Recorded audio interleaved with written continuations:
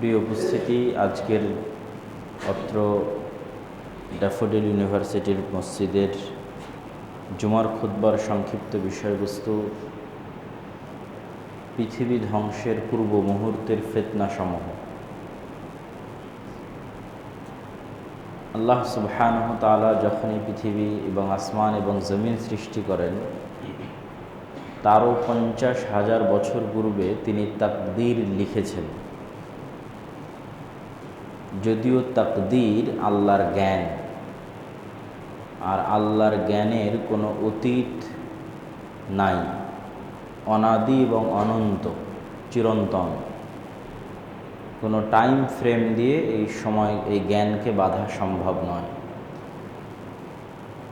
সময় নিজেই আল্লাহর একটা সৃষ্টি, সুতরাং সময়ের যত আপেক্ষিকতা আছে সব আল্লাহর সৃষ্টি। এইটার সাথে যিনি সৃষ্টি করেছেন তার তুলনা হবে না। তাহলে সময়ের বাইরে বের হয়ে চিন্তা করার সক্ষমতা আসলে আমাদের নাই, যেহেতু আমরা সময়ের ফ্রেমের মধ্যে আবদ্ধ। আমাদের যে ডাইমেনশন, এই ডাইমেনশনের মধ্যে একটা ডাইমেনশন সময়, যার মধ্যে আমরা সীমাবদ্ধ। এর বাইরে বের হওয়া, এই সময়ের ডাইমেনশনকে ভেদ করা মানুষের পক্ষে সম্ভব নয়। বিজ্ঞান যতই উন্নত হোক, এটা সম্ভব নয়। তো এই সময়ের ডাইমেনশনের ঊর্ধ্বে মহান আল্লাহ সুবহানাহু ওয়া তাআলা। তো ফলত যখন তিনি তাকদীর লেখার আদেশ দেন, তখন মূলত তার জ্ঞান থেকে লিখতে বলছেন। তো তার জ্ঞানে যে শুধু আসমান জমিন এবং আসমান জমিনের সৃষ্টি আছে তা নয়, কত কি আছে তা আল্লাহ সুবহানাহু ওয়া তাআলাই জানেন, যেহেতু তিনি সর্ববিষয়ে জ্ঞানী। এবং তার জ্ঞানের তুলনা দিতে গিয়ে রাসূলুল্লাহ সাল্লাল্লাহু আলাইহি ওয়াসাল্লাম বলেছেন যে আদম থেকে নিয়ে কিয়ামত পর্যন্ত যত মানুষ এসেছে এবং আসবে, তাদের সকলের জ্ঞান হচ্ছে মহাসমুদ্রের একটি ফোঁটা।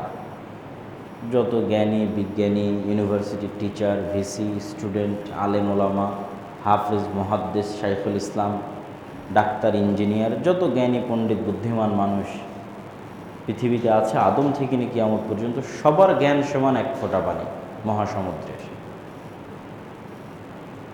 আর ওই মহাসমুদ্র হচ্ছে আল্লাহ সুবহানাহু ওয়া তাআলার জ্ঞান, বা তার চেয়েও বেশি। তো আল্লাহ সুবহানাহু ওয়া তাআলা তার জ্ঞান থেকে তাকদীর লিখতে বললেন পৃথিবী সৃষ্টির 50,000 বছর পূর্বে।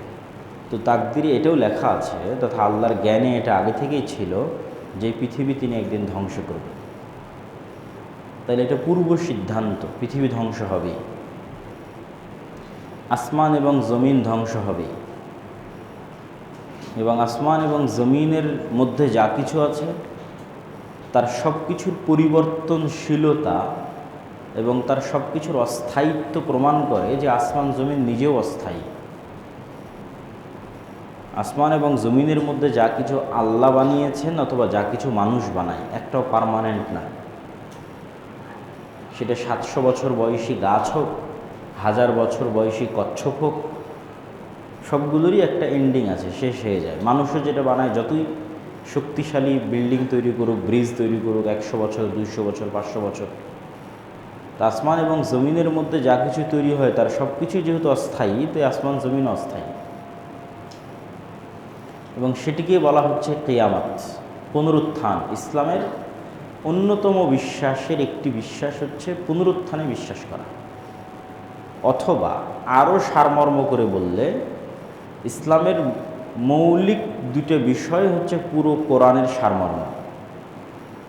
যদি আমাকে বলা হয় যে 2 বাক্যে ইসলামের সারমর্ম কী, পবিত্র কোরআন এবং সকল হাদিসের সারমর্ম 2টা বাক্যে কী হতে পারে, তার একটা বাক্য হচ্ছে তাওহীদ, আর একটা বাক্য হচ্ছে পরকাল। এই 2টা জিনিস দিয়ে কোরআন পরিপূর্ণ করা আছে। তাওহীদ, কিভাবে মানুষকে বিশ্বাস স্থাপন করতে হবে আল্লাহর প্রতি, এটার বিভিন্ন যুক্তি, তর্ক, দলিল পবিত্র কোরআনে বিভিন্ন আঙ্গিকে, বিভিন্ন অ্যাঙ্গেলে তুলে ধরা আছে। আর পরকাল নিশ্চিত হবে, সব মানুষকে পুনরায় জীবিত করা হবে, এটা আছে। তো অনেক সময় মানুষের কাছে এটা বিশ্বাস হতে চায় না যে সে কিভাবে পুনরায় জীবিত হবে। এই জন্য আল্লাহ সুবহানাহু ওয়া তাআলা অসংখ্য নিদর্শন দিয়েছেন। তার মধ্যে সবচেয়ে বড় নিদর্শন হচ্ছে মানুষ মাটির তৈরি। এবং মানুষ যত ধরনের vitamin, protein, minerals, magnesium, calcium যা কিছু খাদ্য থেকে মানুষ গ্রহণ করে তার সব কিছুই মাটি থেকে তৈরি হয়। তথা আমি যেই কলাটা গাছ থেকে নিচ্ছি, পাকা কলা, এবং কলা থেকে যে আমি ক্যালসিয়াম, ম্যাগনেসিয়াম নিচ্ছি, ওইটা কলা তৈরি করেছে মাটি থেকে, মাটি, আলো এবং বাতাসের সংস্পর্শে। তাহলে আমার শরীরের মধ্যে যা ভিটামিন, মিনারেলস, প্রোটিন যা আছে তার সবই মাটির মধ্যে আছে। ওইটা আমার খাওয়ার উপযোগী করার জন্য আল্লাহ সুবহানাহু ওয়া তাআলা একটা সিস্টেমের মধ্যে দিয়ে ওইটাকে কলায় পরিণত করেছেন, তারপরে আমার সেটা খাবারের উপযোগী হচ্ছে। কিন্তু যেহেতু দুইটার মধ্যে থাকা জিনিস সেম, তো ওই কলার ম্যাগনেসিয়াম দিয়ে যেমন, ক্যালসিয়াম দিয়ে যেমন শরীরের মধ্যে সেল তৈরি হচ্ছে, তো ওই ক্যালসিয়াম, ম্যাগনেসিয়াম সব মাটির মধ্যেও আছে, তো মাটির মধ্যে সেল তৈরি হয়ে যাবে, কোষ তৈরি হয়ে যাবে। 1 সেকেন্ডের ব্যাপার। কেন মানুষ যা গ্রহণ করছে তার সবই তো মাটি থেকে আসছে। মানুষ যদি বলে আমি গরুর গোস্ত খাই, তো গরুও মাটিতে তৈরি হওয়া ঘাস খাচ্ছে। কোনো কিছুই মাটি, সূর্য এবং আলো বাতাসের বাইরে নাই। ফলত এটা খুবই সহজ যে আজকে আমরা যেমন একটা বীজ মাটিতে রোপণ করতেছি, এই রোপণ হওয়া বীজ এত বড় কাঁঠাল গাছ হয়ে গেল, সেই কাঁঠাল গাছে আবার কাঁঠাল তৈরি হলো, এটা বেশি আশ্চর্যের না মানুষের মতো একটা জীবন্ত প্রাণীর মেরুদণ্ডের হাড্ডি থেকে আবার মানুষ জীবিত হবে? কোনটা বেশি আশ্চর্যের? আমার কাছে এই গাছ বেশি আশ্চর্যের। কেন গাছের বীজের দানা তো অত জীবন্ত না, গাছের মানুষের চাইতে তো আর সে জীবন্ত না, তার মধ্যে থেকে একটা গাছ জন্ম হয়ে গেছে, সম্পূর্ণ বিপরীত এবং সম্পূর্ণ ভিন্ন। মাটির সেই যে আল্লাহ শক্তি এবং ক্ষমতা দিয়েছে তার মধ্যে থেকে সেটা তৈরি হয়েছে। তাহলে এত জীবন্ত একটা তরতাজা প্রাণী, তার মেরুদণ্ডের হাড় মাটির মধ্যে পুঁতা আছে, সেখান থেকে সে একদিন গাছের মতো বের হবে না। কোনটা বেশি ইম্পসিবল? গাছ বেশি ইম্পসিবল, আর এটা বেশি সহজ। যেটা বেশি অসম্ভব সেটিরই লক্ষ কোটি নিদর্শন আল্লাহ পৃথিবীতে দিয়ে রেখেছে। এই জন্য পুনরুত্থান অতি সহজ, পুনরুজ্জীবন খুবই সহজ। পুনরুজ্জীবন এবং পুনরুত্থানের এই সহজতা দেখাতে গিয়ে আল্লাহ সুবহানাহু ওয়া তাআলা এই পৃথিবীতেই অসংখ্যবার পুনরুজ্জীবন এবং পুনরুত্থান ঘটিয়েছেন, অসংখ্যবার। মুসা আলাইহিস সালাম 70 মানুষকে নিয়ে তুর পাহাড়ে গেলেন, তারা মারা গেল, মৃত মানুষকে আল্লাহ আবার জীবিত করে দেবেন। এক নবী এক গোরস্থানের পাশ দিয়ে অতিক্রম করছে, যেখানে গ্রাম এবং শহর ধ্বংস হয়ে গেছে, পুরাতন। নবী বলছে এই পুরাতন ধ্বংসপ্রাপ্ত শহর গ্রামকে আল্লাহ কিভাবে পুনরায় জীবিত করবে? তো আল্লাহ তখন ওই নবীকেই মৃত্যু দিয়ে দিলেন। 100 বছর পরে নবীকে আবার জীবিত করলেন। জীবিত করে জিজ্ঞেস করছেন যে তুমি কতদিন মৃত ছিলে বলো? তো অল্প সময়। তো বলছে যে তোমার সামনে তোমার ঘোড়া বা উট যেটাতে তুমি সফর করছিলা, ওইটার পচে গলে লাশ শেষে যে হাড় হাড্ডিগুলো আছে, যে সে হাড় হাড্ডি। তাহলে সময় অতিক্রম হয়েছে 100 বছর। তা আমি এভাবেই জীবিত করতে পারি। তো এরকম অসংখ্য মৃতকে জীবিত করার ঘটনা আল্লাহ সুবহানাহু ওয়া তাআলা ঘটিয়েছে, এবং ঘটাতে ঘটাতে এটাকে আরও সহজ করে দেওয়ার জন্য মানুষের ব্রেনে, যে এটা কঠিন নয়, অসম্ভব নয়, আল্লাহ একজন নবীর মোজেজাই দিয়ে দিলেন হচ্ছে মৃতকে জীবিত করা। ঈসা আলাইহিস সালাম তিনি এভাবে একটা এক মুঠ মাটি নিতেন আর বিসমিল্লাহ বিইজনিল্লাহ বলে ফু দিতেন, মাটি থেকে ইনস্ট্যান্ট পাখি হয়ে আকাশে উড়ে যেত। উনি যে কোনো মৃত মানুষের গায়ে হাত দিতেন, বিসমিল্লাহ বিইজনিল্লাহ বলতেন, মানুষ জীবিত হয়ে যেত। তাহলে ঈসা আলাইহিস সালামের কাছে এসে মৃতকে জীবিত করাকে আল্লাহ ডাল ভাত বানিয়ে দিলেন, যে এটা এত ইম্পসিবল কিছু নয় যে তুমি অবিশ্বাস করবা যে আল্লাহ তোমাকে জীবিত করতে পারবে। এই সেম জিনিসই ঘটবে। আমরা যে কিয়ামতের পূর্ব মুহূর্তের ফিতনাগুলোর কথা বলতেছি, এই কিয়ামতের পূর্ব মুহূর্তের সবচেয়ে বড় ফিতনা হচ্ছে দাজ্জাল। দাজ্জালকে আল্লাহ সুবহানাহু ওয়া তাআলা এই সেম ক্ষমতা দিবে যে সে মৃতকে জীবিত করতে পারবে। এবং এখান থেকে আমাদের বুঝতে হবে দাজ্জালের ফিতনা কেন ভয়াবহ। এবং আমরা যে ইসলামের দুইটা সারমর্ম 2 বাক্যে তুলে ধরেছি, একটা তাওহীদ আর একটা পুনরুজ্জীবন এবং পুনরুত্থান। তো তাওহীদ যেহেতু ইসলামের মৌলিক বিশ্বাস এবং কোরআনের মূল সারমর্ম, তো যত যুক্তি তর্ক আল্লাহ নিজে তাওহীদের পক্ষে কোরআনে তুলে ধরেছেন, সেই যুক্তি তর্কের সারমর্ম হচ্ছে যার মধ্যে রব হওয়ার যোগ্যতা নাই সে ইবাদতের যোগ্য নয়। যত যুক্তিতর্ক পুরো কোরআনে আছে, তার এক বাক্যে সারমর্ম হচ্ছে যার মধ্যে রব হওয়ার ক্ষমতা নাই সে ইবাদতের যোগ্য নয় বা ইলাহ হওয়ার যোগ্য নয়। এটাকে আল্লাহ দেখবেন বিভিন্ন অ্যাঙ্গেলে ফুটিয়ে তুলবে। আল্লাহ সুবহানাহু ওয়া তাআলা কোরআন মাজিদের মধ্যে জিজ্ঞেস করবে, তোমরা যাদের ইবাদত করো তাদেরকে বলো তো তারা একটি মাছি অথবা মশা সৃষ্টি করতে পারে কি না? আল্লাহর প্রশ্ন। তাহলে প্রশ্নতে কি বোঝা যাচ্ছে? মশা এবং মাছি সৃষ্টি করার রবের ক্ষমতা। যার মধ্যে রবের ক্ষমতা নাই সে ইবাদতের যোগ্য নয়। আল্লাহ কোরআন মাজিদে জিজ্ঞেস করবে যে তোমরা যাদের ইবাদত করো তারা দেখতেও পায় না, শুনতেও পায় না, আর আল্লাহ সুবহানাহু ওয়া তাআলা শুনেন এবং দেখেন। তাহলে কি বোঝা যাচ্ছে? দেখতে পাওয়া এবং শুনতে পাওয়া রবের গুণ। তোমরা যাদের ইবাদত করো তারা মৃত, আর আল্লাহ হচ্ছে হাই কাইয়ুম, আল হাইয়ুল কাইয়ুম, চিরঞ্জীব, চিরস্থায়ী। তাহলে যে মরে যায়, যে চিরঞ্জীব নয় সে রব হতে পারে না, আর যে রব নয় সে ইবাদতের যোগ্য হতে পারে না। আল্লাহ সুবহানাহু ওয়া তাআলা বলতে বলতে এতদূর পর্যন্ত বলবেন যে তোমরা যাদের ইবাদত করো আল্লাহ ব্যতীত, খেজুরের বিচির উপরে যে পাতলা আবরণ আছে এই পাতলা আবরণেরও তারা মালিক নয়। তাদেরকে দাবি করতে বলো যে তারা বলুক যে আমরা এই পাতলা আবরণের মালিক। আল্লাহ সুবহানাহু ওয়া তাআলা বলছেন এটাও দরকার নাই দাবি করার, তাদেরকে এইটা দাবি করতে বলো যাদের তোমরা ইবাদত করো, যে ঠিক আছে তারা পৃথিবীর মশামাছি সৃষ্টি করতে পারবে না, তারা চিরঞ্জীব, চিরস্থায়ী নয়, তারা খেজুরের পাতলা আবরণের যে আছে ওই সমপরিমাণ তথা সরিষা সমপরিমাণও কোনো কিছুর মালিক নয়, বাদ দিলাম। এগুলো একটাও যেহেতু তারা করতে পারবে না, সব বাদ দিলাম। এতটুকু বলতে বলো যে আল্লাহ যখন আসমান এবং জমিন সৃষ্টি করেছিল তখন ওরা আল্লাহকে হেল্প করেছিল, ওরা আল্লাহর হেল্পার ছিল, আল্লাহর সহযোগী ছিল, এটা দাবি করো। এটাও তো কারো দাবি করার ক্ষমতা নেই যে আল্লাহ যখন আসমান এবং জমিন সৃষ্টি করেছে তখন আমি আল্লাহকে হেল্প করেছিলাম। সেটা মা কালী, মা দুর্গা হোক, সেটা শাহজালাল, শাহপরাণ হোক, সেটা ঈসা আলাইহিস সালাম হোক আর মারিয়াম আলাইহিস সালাম হোক, আল্লাহ বাদে মানুষ যাদের ইবাদত করে। তাহলে দেখেন আল্লাহ বিভিন্ন অ্যাঙ্গেল থেকে ওই সেম জিনিসটাকে টার্গেট করতেছে যে যার রব হওয়ার যোগ্যতা নাই সে ইবাদতের যোগ্য নয়, সে সিজদা পাওয়ার যোগ্য নয়, দোয়া পাওয়ার যোগ্য নয়, তার কাছে তুমি সাহায্য চাইবে এটার যোগ্য নয়। তাহলে ইবাদতের যোগ্য হতে হলে আগে রবের প্রমাণ দিতে হবে, যে আমি যে রব এর প্রমাণ দিতে হবে।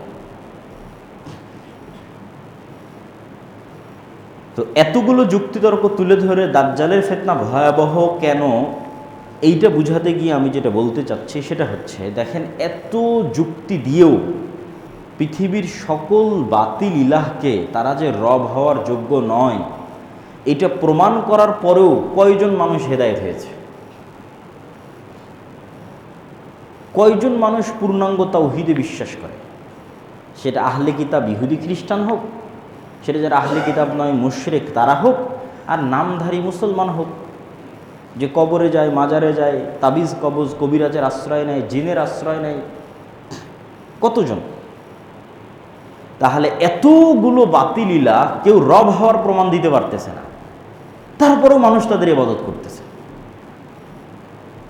তাহলে এবার চিন্তা করেন যেই দিন দাজ্জাল রব হওয়ার প্রমাণ দিয়ে দিবে সেই দিন মানুষের কি হবে? রব হওয়ার প্রমাণ ছাড়াই মানুষ বাতিল ইলাহের ইবাদত করতেছে, আর আল্লাহ পবিত্র কোরআনে চ্যালেঞ্জ করতে থাকলেন যে এদের প্রমাণ দিতে বলো এরা রব কিনা। রব যদি না হয় ইবাদত করিও না, ইবাদতের যোগ্য নয়। তাহলে এবার দাজ্জাল তো রব হওয়ার প্রমাণ দিয়ে দিবে, দাজ্জাল মৃতকে জীবিত করবে, আর আদেশে আসমান থেকে বৃষ্টি বর্ষণ হবে, জমিন থেকে ফসল উৎপাদন হবে, জান্নাত দেখাবে, জাহান্নাম দেখাবে, আপনার মৃত দাদা দাদিকে জীবিত অবস্থায় পেশ করে দিবে। তাহলে তখন মানুষের কি হবে? তখন কয়জন ঈমান নিয়ে বাঁচতে পারবে? এই জন্য দাজ্জালের ফিতনা পৃথিবীর সবচেয়ে বড় ভয়াবহ ফিতনা, যেই ফিতনায় পতিত হবে উম্মতে মুহাম্মাদি।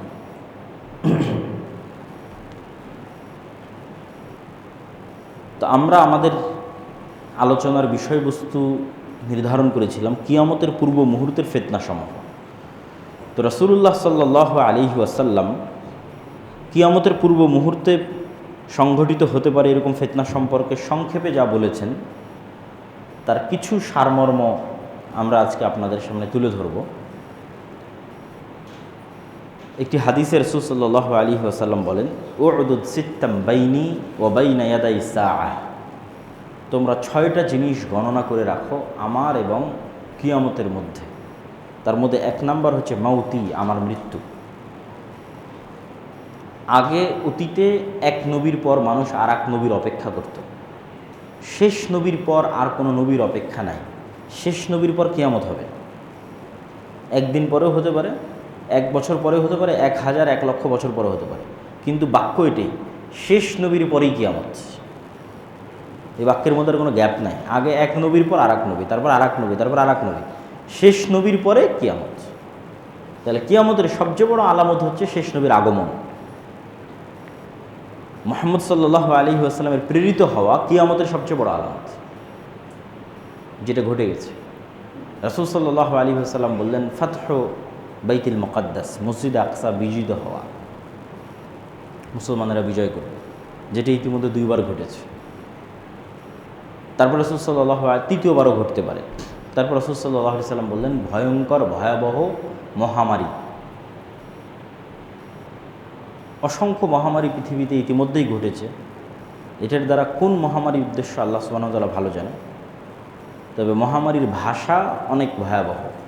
বাক্যটা যে একটা মুরগির ফার্মে যখন মহামারী লাগে, তখন যখন সব মুরগি মরে যায়, বাঁচে কি বাঁচে না তার কোনো গ্যারেন্টি নাই।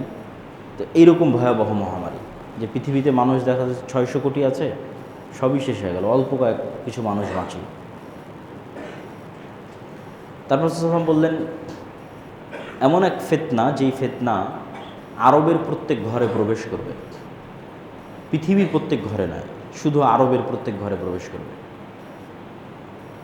এবং এটা যুদ্ধ বিগ্রহ, মারামারি, গণ্ডগোল এটাই হবে বলে আমাদের কাছে বেশি বিশুদ্ধ মনে হয়। যে এমন এক যুদ্ধ, এমন এক গৃহযুদ্ধ, যেটাতে আরবের প্রত্যেকটা ঘর যুক্ত হয়ে যাবে, মুক্ত থাকতে পারবে না কেউ। এবং আর এক হাদিসে রাসূল সাল্লাল্লাহু আলাইহি ওয়াসাল্লাম বলেছেন, অচিরেই ফোরাত নদীর মধ্যে থেকে স্বর্ণের পাহাড় বের হবে, যেটা নিয়ে আরবে ভয়ঙ্কর যুদ্ধ তৈরি হবে, যেই যুদ্ধে পুরো আরব অংশগ্রহণ করবে।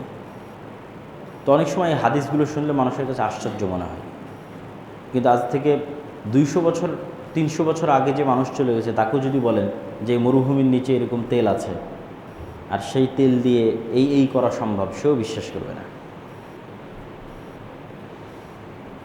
তো অসম্ভব বলে কিছু নাই, সবই সম্ভব। তারপর রাসূল সাল্লাল্লাহু আলাইহি ওয়াসাল্লাম বললেন, তোমাদের মধ্যে এবং রোমানদের মধ্যে একটি চুক্তি হবে, তোমাদের মধ্যে এবং রোমানদের মধ্যে একটি যুদ্ধ হবে, কিন্তু ওই যুদ্ধের পূর্বে রোমানদের সাথে মুসলমানদের চুক্তি হবে, এবং সেই চুক্তির ভিত্তিতে তারা 3য় একটি পক্ষের বিরুদ্ধে যুদ্ধ করবে। ওই 3য় পক্ষের বিরুদ্ধে যুদ্ধে মুসলমান এবং রোমানরা বিজয়ী হবে। তারপরে মুসলমান এবং রোমানরা আবার মুখোমুখি পরস্পরে যুদ্ধ করবে। রোমান বলতে খ্রিস্টান। তারা কারা? 500 বছর আগে যখন এই হাদিস মানুষ শুনেছে, তখন সে একরকম চিন্তা করতে পারে, আর আজকে আমরা যখন এই হাদিস শুনছি, তখন আমরা আর এক রকম চিন্তা করতে পারি। আরও 500 বছর পরে যখন কেউ হাদিস শুনবে, তখন তারা চিন্তা করতে পারে আর এক রকম। কিন্তু এতটুকু নিশ্চিত যে খ্রিস্টান, এখন রাশিয়ার খ্রিস্টান, আমেরিকার খ্রিস্টান, ইউরোপের খ্রিস্টান, আল্লাহ ভালো জানে, কিন্তু খ্রিস্টানদের সাথে মুসলমানদের একটা চুক্তি হয়ে 3য় পক্ষের বিরুদ্ধে তারা লড়াই করবে। বিজয়ী হওয়ার পর আবার খ্রিস্টান এবং মুসলমানেরা মুখোমুখি লড়াই করবে। এবং এই লড়াইয়ের যে স্থান রাসূল সাল্লাল্লাহু আলাইহি ওয়াসাল্লাম উল্লেখ করেছেন, তা হচ্ছে তুরস্ক এবং সিরিয়ার সীমান্তবর্তী অঞ্চল। আজকের যে সীমানা, সেই সীমানার আলোকে বলতেছে। আজকের সীমানার আলোকে তুরস্ক এবং সিরিয়ার সীমান্তবর্তী অঞ্চল। এবং যুদ্ধের যে ভয়াবহতার কথা রাসূল সাল্লাল্লাহু আলাইহি ওয়াসাল্লাম উল্লেখ করেছেন, এবং বাইবেলিক্যাল যে প্রফেসি আছে, তথা বাইবেল এবং তাওরাতের যে বিকৃত অবস্থা, এই বিকৃত অবস্থার উপরও তাদের যে ভবিষ্যৎবাণীগুলো আছে, যেগুলো বাইবেলের প্রফেসি বলে, সেগুলোর সাথেও কিছু কিছু মিল আছে। যেমন এতটুকু কমন মিল সবার মধ্যেই আছে যে সবাই একজন মাসিহের অপেক্ষা করতেছে। সবার ধর্মগ্রন্থে একজন উদ্ধারকারী মাসিহ আছে। ইহুদিরাও একজন মাসিহের অপেক্ষমান, খ্রিস্টানেরাও একজন মাসিহের অপেক্ষমান, মুসলমানেরাও একজন মাসিহের অপেক্ষমান। মাসিহ শব্দের অর্থ হচ্ছে বিপদ থেকে উদ্ধারকারী।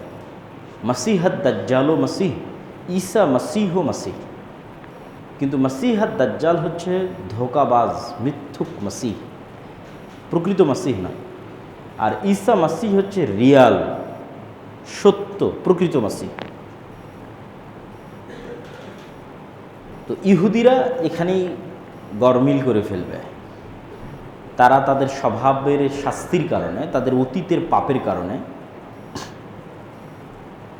তারা মিথ্যা মাসিহকেই মাসিহ বলে মেনে নেবে, বিপদ থেকে উদ্ধারকারী বলে মেনে নেবে, এবং আসলেই দাজ্জাল তাদেরকে বিপদ থেকে উদ্ধার করবে। আর খ্রিস্টানদের অধিকাংশ মুসলমান হয়ে যেতে পারে, এটার সম্ভাবনায় বেশি। তাদেরও কিছু কিছু দাজ্জালের অনুসারী হতে পারে, তবে বেশিরভাগ মুসলমান হয়ে যেতে পারে। তো মুসলমান এবং খ্রিস্টানদের মধ্যে থেকে হওয়া নতুন মুসলমানেরা সত্য মাসিহের অনুসারী হবে, যিনি হবেন ঈসা মাসিহ। তবে ঈসা মাসিহ যখন আসবেন তখনও মুসলমানেরা বিপদে, তিনিও এসে মুসলমানদের বিপদ থেকে উদ্ধার করবেন।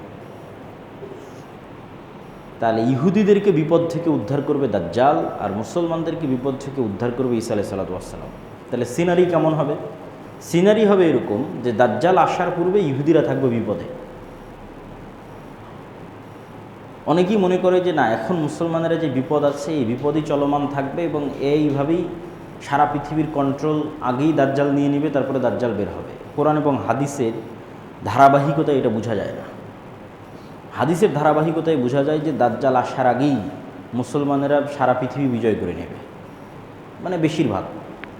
ওটা ওই হাদিসেই, এই যে হাদিসে খ্রিস্টানদের সাথে যুদ্ধ হচ্ছে, ভয়ঙ্কর ভয়াবহ যুদ্ধ, এই ভয়ঙ্কর ভয়াবহ যুদ্ধ তো মুসলমানেরা বিজয়ী হবে, তখনও তো দাজ্জাল আসেনি। এবং এটা এত ভয়াবহ যুদ্ধ যে খ্রিস্টানরা একত্রিত হয়েছে প্রায় 10 লক্ষ। তাহলে এই 10 লক্ষ খ্রিস্টান যখন পরাজিত হবে তখন সারা পৃথিবীতে খ্রিস্টানদের আর পাওয়ারফুল কোনো পাওয়ারই নেই, এখানেই তো শেষ হয়ে গেছে। সবচেয়ে বড় যুদ্ধ তো এখানেই হয়ে গেছে। তাহলে মুসলমানদের সামনে তার কোনো বাধাই নাই। মুসলমানরা একের পর এক দেশ বিজয় করবে, ইস্তাম্বুল বিজয় করবে, ইতালির রাজধানী রোম বিজয় করবে, এবং এই যুদ্ধের পূর্বেই হয়তো ভারত বিজয় করবে, মসজিদে আকসা বিজয় করবে। এরকম আরও কিছু হাদিসে ইঙ্গিত পাওয়া যায়। তার মধ্যে এগুলো যেগুলো বললাম এগুলো সহি, আর দুই একটা কিছু জয়ীফ হাদিসও আছে।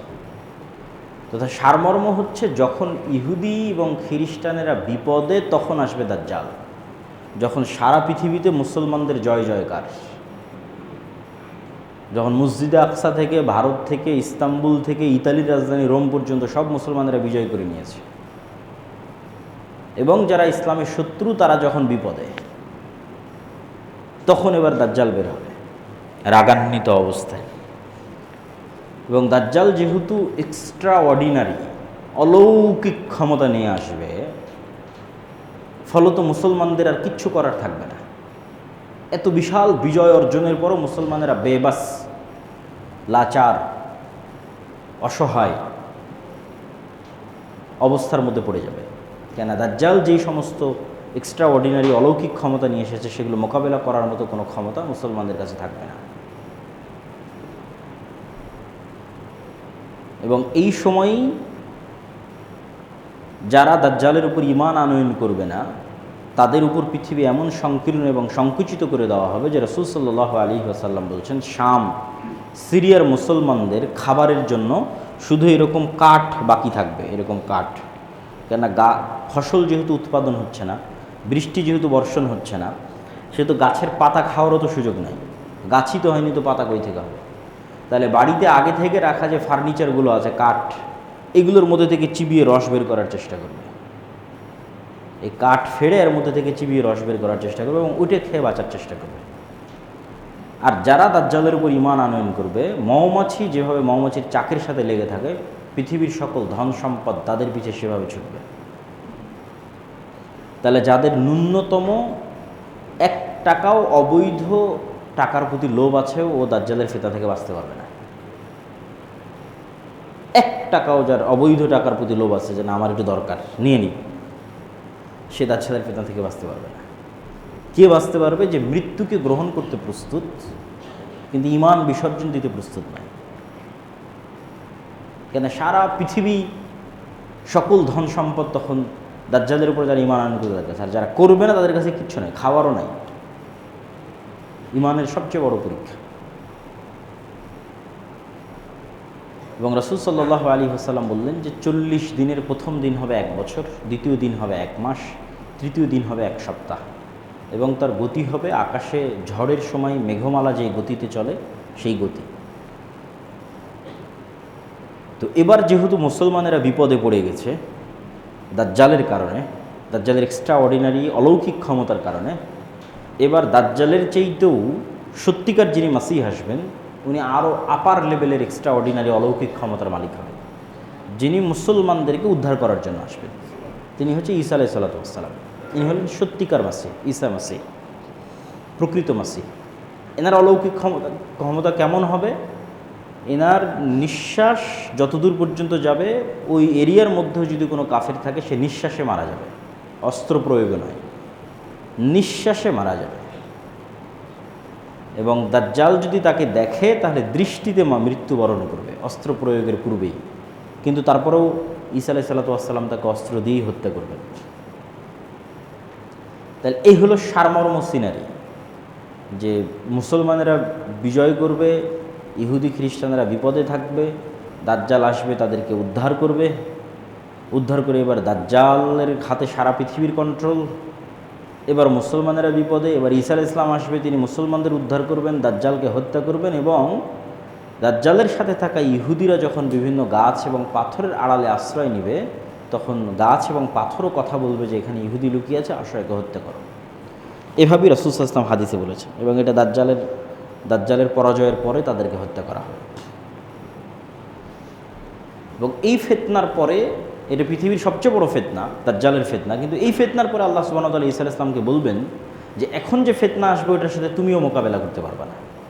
দাজ্জালের ফিতনার সাথে তো মুমিন মুসলমানেরা মোকাবেলা করতে পারেনি, ঈসা আলাইহিস সালাম এসে মোকাবেলা করলেন। তো ঈসা আলাইহিস সালামকে আল্লাহ বলবেন এখন যে ফিতনা আসবে এটার সাথে তুমিও মোকাবেলা করতে পারবে না, সেটা হচ্ছে ইয়াজুজ মাজুজ। অতএব তুমি মুমিন মুসলমানদের নিয়ে তুর পাহাড়ে আশ্রয় নাও। এবং ইয়াজুজ মাজুজের বের হওয়ার কথা এরপরেই বিভিন্ন হাদিসে, সহিহ বুখারী এবং মুসলিমের হাদিসে বর্ণনা করা আছে। ইয়াজুজ মাজুজের সংখ্যাধিক্য সম্পর্কে রাসূল সাল্লাল্লাহু আলাইহি সাল্লাম বলেন, এটা সহিহ হাদিস, যে একদা রাসূল সাল্লাম বললেন যে আদম সন্তানের প্রত্যেক 1000 জনে 999 জন জাহান্নামে যাবে আর একজন জান্নাতে যাবে। তখন সাহাবীরা সবাই হতাশ যে 1000-এ যদি 999 জাহান্নামে যায়, একজন জান্নাতে যায়, তাহলে আমাদের খুব চান্স কম যে আমিও সেই জান্নাতি ব্যক্তি, খুবই কম। তো যখন হতাশ সাহাবীরা, তখন রাসূল সাল্লাল্লাহু আলাইহি ওয়াসাল্লাম বলেন হতাশার কিছু নাই, এই 999 জনের বেশিরভাগই ইয়াজুজ মাজুজ। তাহলে 999-এর যদি 900টাও ইয়াজুজ মাজুজ ধরি, ক্লিয়ার করেনি রাসূল সাল্লাল্লাহু আলাইহি ওয়াসাল্লাম তাদের সংখ্যাটা, বলেছেন বেশিরভাগ। ধরেন আমি ধরলাম 999-এর 900টা ইয়াজুজ মাজুজ ধরলাম, কথার কথা। তাহলে আদম থেকে নিয়ে কিয়ামত পর্যন্ত যা মানুষ সৃষ্টি হয়েছে তার 900 গুণ হতে হবে ইয়াজুজ মাজুজকে, তার 900 গুণ হতে হবে। তাহলে 100, তার বিপরীতে 900। তাহলে এখনকার 600 কোটির 900 গুণ নয়, আদম থেকে নিয়ে কিয়ামত পর্যন্ত যা মানুষ হবে তার 900 গুণ। তাহলে ইয়াজুজ মাজুজের সংখ্যা কত হতে পারে? বেহিসাব, অগণিত, অসংখ্য সংখ্যা, যা গণনার মধ্যেও আনা সম্ভব নয়। তবে দাজ্জালও আদম আলাইহিস সালামের সন্তান, ইয়াজুজ মাজুজও আদম আলাইহিস সালামের সন্তান। দাজ্জালও বানু আদম, ইয়াজুজ মাজুজও বানু আদম। কেউ যদি মনে করে দাজ্জাল মানে কোনো technology, chat GPT, Gemini, AI, দাজ্জাল মানে আমেরিকা, এগুলো ভুয়া কথা। দাজ্জাল বানু আদম, মানুষ, আদমের সন্তান। আবার ইয়াজুজ মাজুজ বানু যদি কেউ ভিন্ন ভিন্ন অর্থ এবং বিকৃতি করে, এটা বিশুদ্ধ আকীদা না, আদমের সন্তান। এবং কিয়ামতের পূর্ব মুহূর্তে ব্যতিক্রম ঘটনা ঘটবে বলেই তো আসলে এগুলোর উল্লেখ। অনেকের মনে প্রশ্ন তৈরি হয় যে তাহলে এখন তারা কোথায়, ইয়াজুজ মাজুজ কোথায়, দাজ্জাল কোথায়, আমরা দেখি না কেন? যদি এক হাদিসে তামিম আদ-দারি রাদিয়াল্লাহু তাআলা আনহু তার সাথে দাজ্জালের সাক্ষাতের একটা লম্বা হাদিস পাওয়া যায়, যেই লম্বা হাদিসে দাজ্জালের সাথে কথোপকথনও উল্লেখ করা আছে, এবং দাজ্জাল ওখানে যে 3টে প্রশ্ন করেছে, Sea of Galilee, Lake of Tiberias, বহাইরা তাবারিয়া এবং নাখাল বাইসান, যেটা ইসরায়েলের একটা শহর, বাইত শিয়ান, এই শহরের খেজুরের বাগান, এবং আইনে জোগার বা স্প্রিং অফ জোয়ার, এই 3টের মধ্যে 2টার বর্ণনা বাইবেলে আছে। একটা সি অফ গ্যালিলি আর একটা হচ্ছে স্প্রিং অফ জোয়ার। বাইবেলে কী হিসেবে আছে? তাদের পবিত্র হিসেবে আছে যে ঈসা আলাইহিস সালাম যত মোজেজা দেখাতেন সেগুলো সি অফ গ্যালিলির আশেপাশে দেখাতেন। এই জন্য ইউরোপ থেকে লক্ষ লক্ষ ভিজিটর এবং আমেরিকা থেকে এখানে আসে, দেখতে আসে।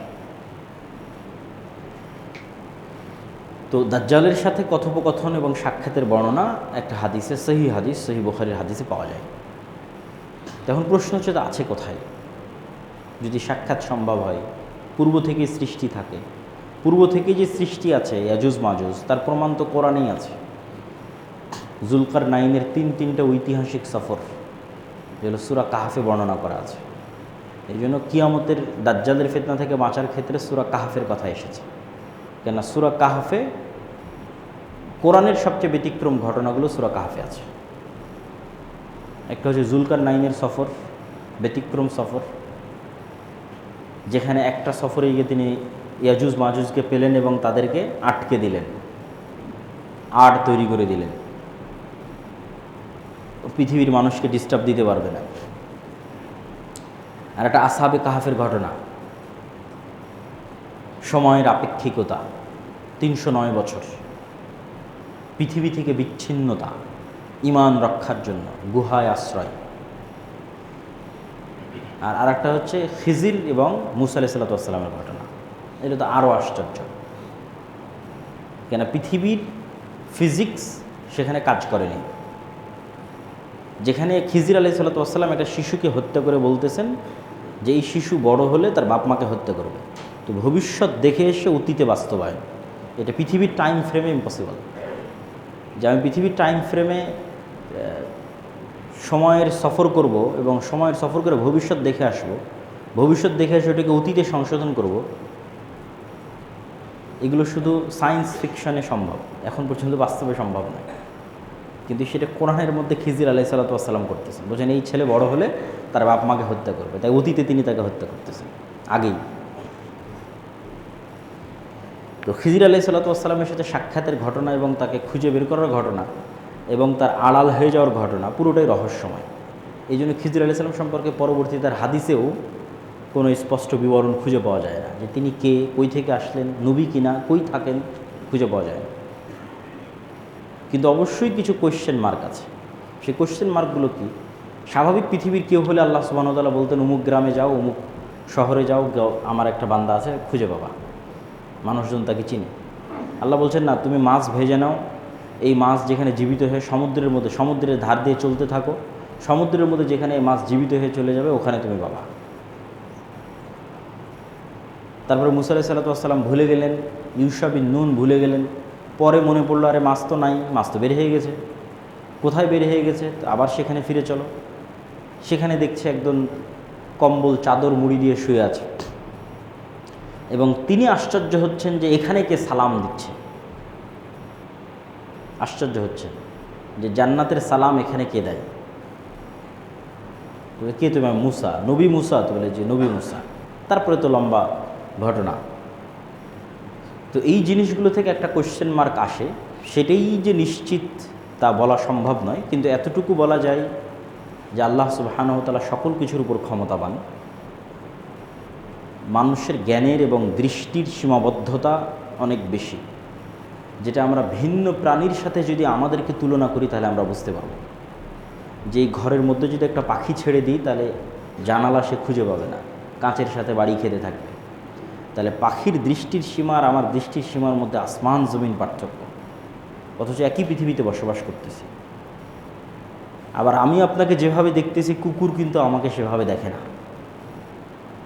আবার সাপ কিন্তু আমাদেরকে সেভাবে দেখে না, তার চিনার, তার শ্রবণ, তার দৃষ্টি ভিন্ন। পিঁপড়ার যে গন্ধ সংগ্রহের যে ক্ষমতা সেটা ভিন্ন।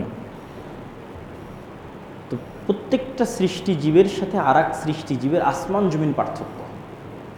ফলত এক একজন এক এক ডাইমেনশনে থাকে, তারা আর একজন সম্পর্কে পরিপূর্ণ নলেজ অর্জন করতে পারে, এটা সম্ভব নয় যদিও একই পৃথিবীতে বসবাস করে। ঠিক ওই ধরনের কারণেই পৃথিবী, এখানে ফেরেশতারাও আছে কিন্তু আমরা দেখতে পাচ্ছি না। এটাই তো ঈমান। এখানে জিনেরাও থাকতে পারে কিন্তু আমরা তাদের দেখতে পাচ্ছি না। কোরআন এবং হাদিসে তো এভাবেই বলা আছে। মানুষ এলিয়ন খুঁজতেছে, তো মানুষ বাদে আর এক সৃষ্টিজীবের কথা পৃথিবীতে আছে, বলাই তো আছে। বুদ্ধিমান সৃষ্টিজীব, একটা ফেরেশতা, একটা জিন, কোরআন এবং হাদিসেই বলা আছে। তাহলে ওইভাবেও যে আল্লাহ সুবহানাহু ওয়া তাআলা দাজ্জাল এবং ইয়াজুজ মাজুজকে রাখতে পারবেন না, এটা অসম্ভব নয়। দ্বিতীয়ত, আল্লাহ সুবহানাহু ওয়া তাআলা যেমন 7 আসমান সৃষ্টি করেছেন, ঠিক তেমনি 7 জমিনও সৃষ্টি করেছেন। এবং 7 আসমান সৃষ্টিতে আল্লাহর যার সময় লেগেছে, 7 জমিন সৃষ্টিতে আল্লাহর তাই সময় লেগেছে। এবং কোরআনে আল্লাহ সুবহানাহু ওয়া তাআলা বলছেন যে প্রত্যেকটাতেই আল্লাহর আদেশ অবতীর্ণ হয়। ইয়াতানাজ্জালুল আমরু বাইনাহুন্না, প্রত্যেক আসমান এবং প্রত্যেক জমিনে আল্লাহর ওহী যায়, আল্লাহর আদেশ যায়। ফলত দাজ্জাল এবং ইয়াজুজ মাজুজকে যদি আল্লাহ সুবহানাহু ওয়া তাআলা অন্য জমিনে রেখে থাকেন, এটাও সম্পূর্ণরূপে নাকচ করা সম্ভব নয়, কিন্তু নিশ্চিত এটাও বলা সম্ভব নয়। কিন্তু কিয়ামতের পূর্ব মুহূর্তের ঘটনাগুলো যে অনেক ব্যতিক্রম, এটা বোঝা যায়। যে একদিন 1 বছরের সমান, এটা আল্লাহ চাইলে এমনিই করতে পারে। এখনও যদি আল্লাহ সূর্যকে আদেশ দেয় স্থির হওয়ার জন্য, তো একদিন 1 বছরের সমান হয়ে যেতে পারে।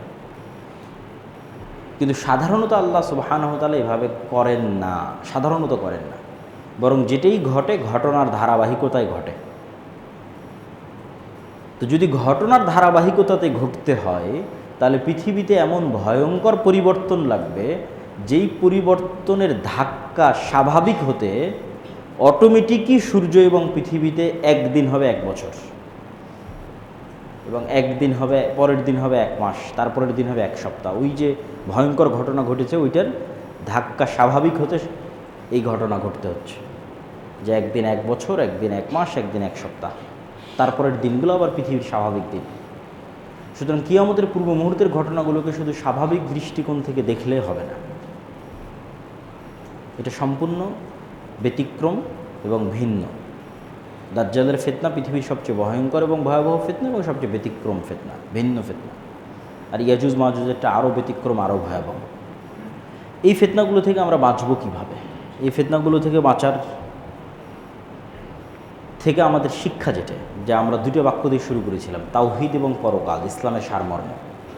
এই দুইটাতে যার বিশ্বাস যত মজবুত, সে পৃথিবীর সকল ফিতনা থেকে তত বেশি সেফ থাকবে। তাওহীদে যার বিশ্বাস যত মজবুত, পুনরায় জীবিত হবে, এইটাতে যার বিশ্বাস যত মজবুত, যে পুনরায় জীবিত হলে আল্লাহ সুবহানাহু ওয়া তাআলা আমাকে জান্নাতে দিবেন। তো আসহাবুল উখদুদ ওয়াস-সামা'i যাতিল বুরুজ ওয়াল ইয়াউমিল মাউউদ ওয়া শাহিদুন ওয়া মাশহুদ কুতিলা আসহাবুল উখদুদ। আসহাবুল উখদুদকে বলা হচ্ছে সামনে আগুন, হয় ঈমান না হয় আগুনে ঢুকে পড়ো। তো আসহাবুল উখদুদ আগুনে ঢুকে পড়তেছে, এটা কেমনে সম্ভব? তাওহীদের প্রতি অগাধ আস্থা, এবং আমি যে আগুনে ঢুকতেছি, আগুন তো জান্নাত, কেন মৃত্যুবরণ করলেই তো আমি জান্নাতে চলে যাব। তাহলে মৃত্যুর ভয় না মৃত্যু জান্নাতে যাওয়ার উসিলা, কোনটা তার ব্রেনে কাজ করতেছে? মৃত্যু তো জান্নাতে যাওয়ার উসিলা, মৃত্যুর ভয় নয়। মানে এখন যে মারা যাচ্ছে এটার ভয় না, মারা তো যাওয়াই লাগবে। তাহলে আমার এই মৃত্যুটা হচ্ছে জান্নাতে যাওয়ার উসিলা, মরলেই জান্নাতে চলে যাব। তাহলে ওই যে পরকালের প্রতি অগাধ আস্থা, তাহলে ওই আগুনের মধ্যে সে জান্নাত দেখতে পাচ্ছে, ফলত তার জন্য ওই আগুনে ঢোকা সহজ। এই ধরনের ঈমান ছাড়া পৃথিবীর কোনো ফিতনা থেকে বাঁচা সম্ভব না। আমরা তো এখনও অসংখ্য ফিতনার মধ্যে আছি।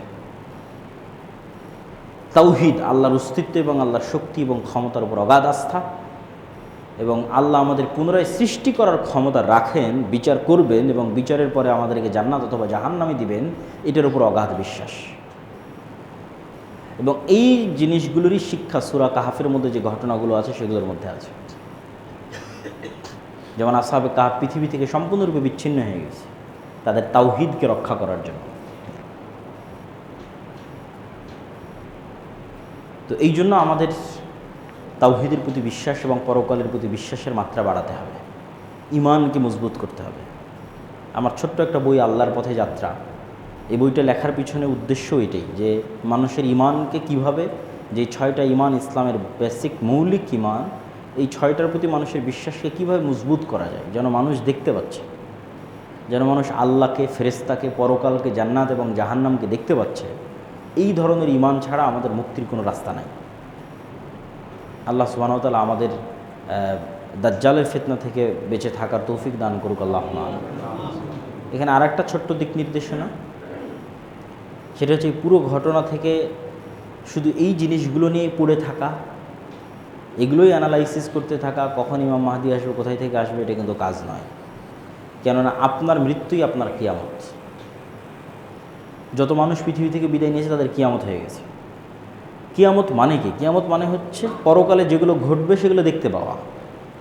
তো আপনি মৃত্যুবরণ করলেই তো ফেরেশতাকে দেখতে পাবেন, জান্নাত দেখতে পাবেন, জাহান্নাম দেখতে পাবেন, তাহলে তো আপনার কিয়ামত হয়েই গেছে।